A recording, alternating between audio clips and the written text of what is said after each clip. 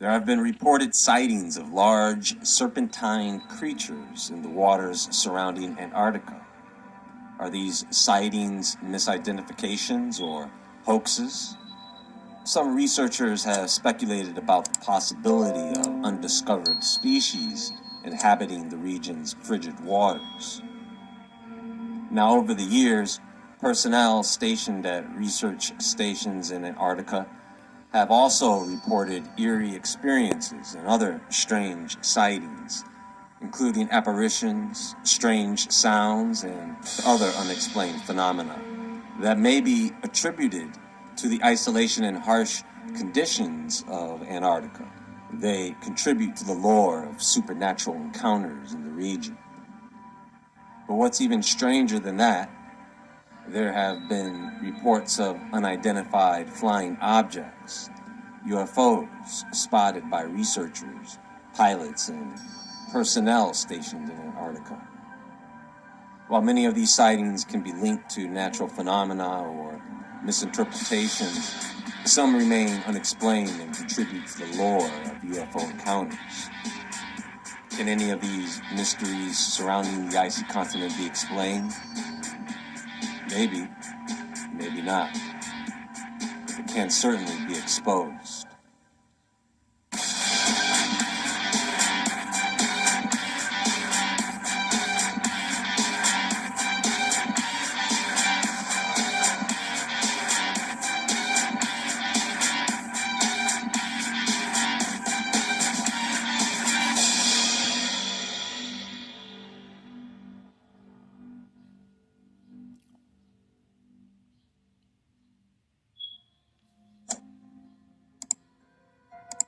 The Antarctic sea serpent is a creature whose existence has been reported anecdotally, but has not been scientifically proven.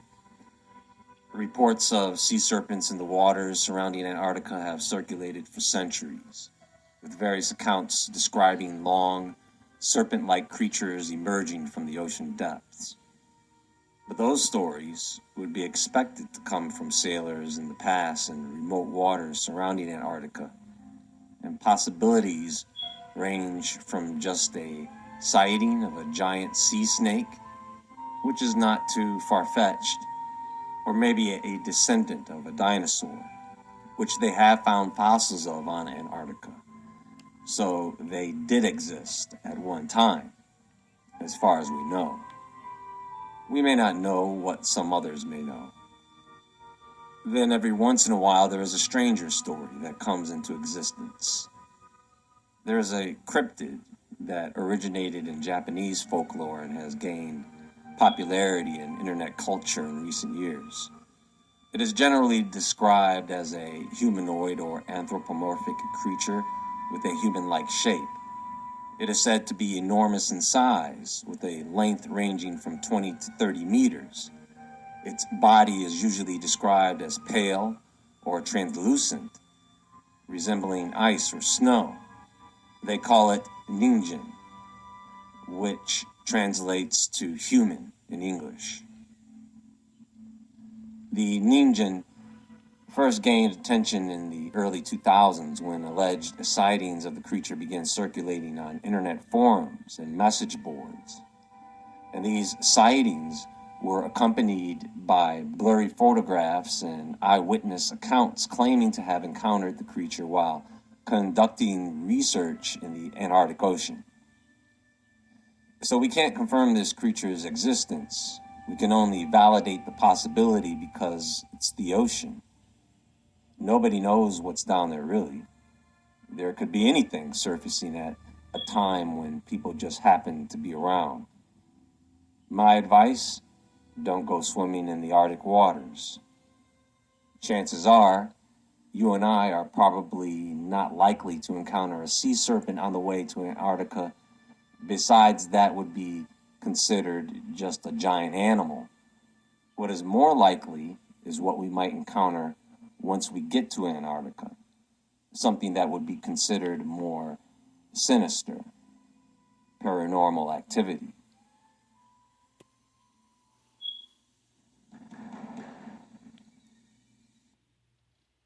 Here's a newsflash, y'all. Uncle Sam is blessing us with a 5K spending card that is available for everybody to claim, all thanks to this Inflation Relief Act that was just The tales of supernatural encounters, eerie experiences, and unexplained phenomena reported by personnel stationed at research stations in Antarctica. These stories often involve sightings of apparitions, strange sounds, inexplicable sensations, and other paranormal occurrences. Given the extreme environment and isolation of Antarctica, along with the long periods of darkness due to the polar night, it's not surprising that such stories have emerged over the years. The harsh conditions and remote location of Antarctic research stations can contribute to feelings of isolation and vulnerability, potentially heightening perceptions of paranormal activity. Encounters with the supernatural in Antarctica, a brief history, on polar presences and the third man. Okay, so there is a phenomenon known as the third man that I want to discuss in another presentation, but here's what some of this article reads. The story which chilled me, quite literally, took place on Sir Ranulph Fiennes' Trans-Globe expedition in 1980 at the foot of Rivian Mountain, where 4 members set up base camp to wait out the Antarctic winter. The team's radio operator was the formidable Virginia Lady Fiennes, Guinea, who spent countless hours in the radio hut, over 50 meters from the team's main living quarters. She told her husband that there's something there, and spoke of an unsettling entity or presence which, on occasion, followed her when she left the hut. When another team flew in to dismantle the base, one newcomer described it as an empty hut with an aura. I sealed it up as I knew I would not want to go back up there. Guinea had apparently scratched graffiti into the walls about the ghost of Rivian. Why have you come to disturb me after these many years? I will haunt and will taunt you and drive you away. This is said to be what was written. The same sense of presence was also described by men overwintering at the Argentine Antarctic base of Esperanza, and in similar terms, always felt in the most isolated structures, usually at night, and amounting to a strong sensation of being observed, although others, troublingly, reported seeing a male figure. Worse, perhaps, Fiennes described his wife hearing things, crying in the darkness, and someone whispering indistinguishable words from close behind her. And I was to discover not so different at all from what was sometimes experienced by other polar explorers. So whatever is over in Antarctica, you sure don't want us to know. Because if you try to attempt to go to the north part of Antarctica, we'll try to unalive you. Whatever the big secret is that they have that's over there, whatever creatures or entities or aliens they got over there, whatever that big secret is, they definitely don't want us to know, Israel. And I'm not saying that, they're not experiencing aliens or, ships or anything like that. Or even the Garden of Eden. I wouldn't be surprised. Emerald Bird saw something. But they show trying to keep it from us. Don't want us to know. To give you an idea of how big Antarctica is known to be, you can take the entire United States and fit it inside Antarctica, with room left over for Alaska, a good portion of Canada, and most of Mexico. So, if you can visualize that with only a handful of people and no one else there, those of you who believe spirits exist, what type of spirit do you suppose would dwell in a place like Antarctica? Probably the same spirits that dwell in the deserts and other remote places around the earth. places where there are very few people, if any. Does it make sense that some of these spirits do not want to hang around us? And for that matter, they don't want us coming around them. And that's when things get scary.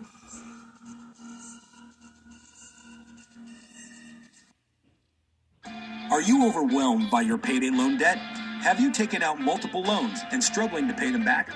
If so, we have some great news for you. A new UFO sightings in Antarctica have been reported for decades, with some accounts dating back to the early 20th century. These reports often describe sightings of unidentified aerial objects, of course, unusual lights, or any unexplained phenomena in the skies above Antarctica, probably bouncing off of the story of Admiral Richard Byrd and Operation High Jump.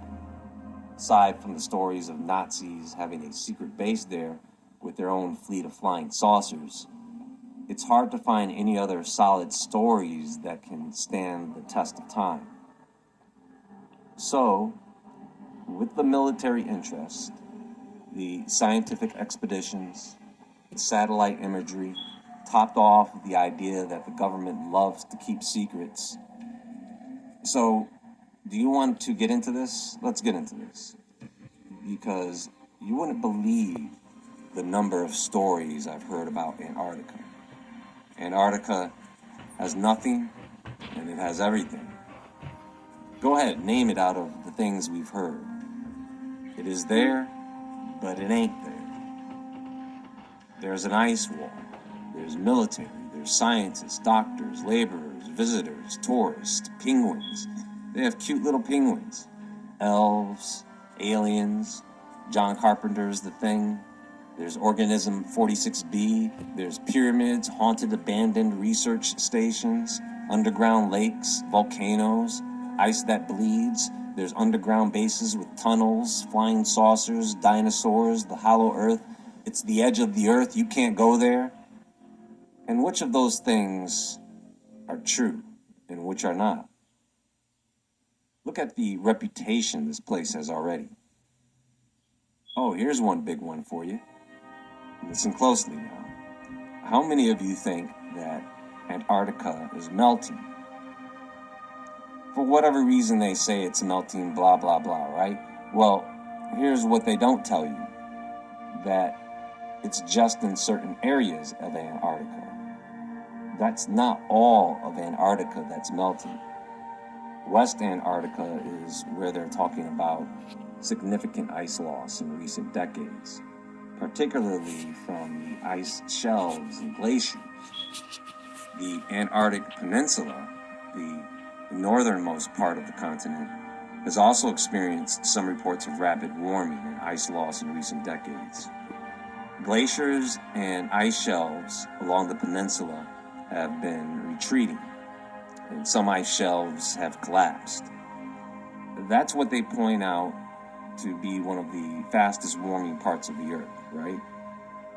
But to the east, East Antarctica, which contains the majority of the continent's ice mass, has generally been more stable than West Antarctica and the Antarctic Peninsula. While some regions of East Antarctica have experienced ice loss along its coastline, the interior of the ice sheet has shown little to no change. Also, increased snowfall in parts of East Antarctica has helped offset losses from the melting. The interior regions of Antarctica, including the East Antarctic ice sheet, have generally shown a pattern of stability or slight ice gain over recent decades because of high levels of snowfall in those areas, which accumulates and compacts into ice, which contributes to the growth of the ice sheet. So, is it really melting, or is it just changing its shape slightly? Because, as you know, it's ice.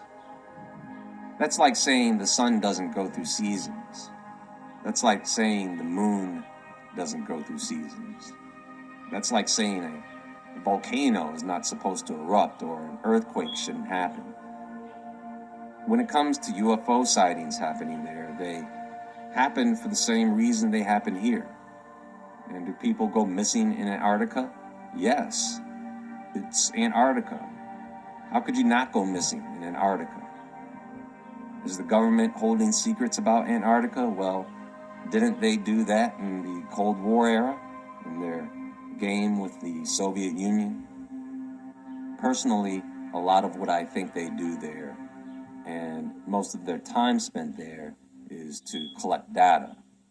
The people who want to experiment with those special projects, they come through the back end, through the politicians, the ones who visit there, who help to grant access to some of the operations in Antarctica.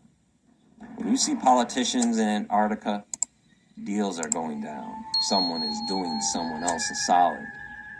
This is how you can do things in secret, in your face. Maybe some of those scientists in Antarctica are actually there to cause the ice loss. Nah, that can't be. That's crazy conspiracy talk.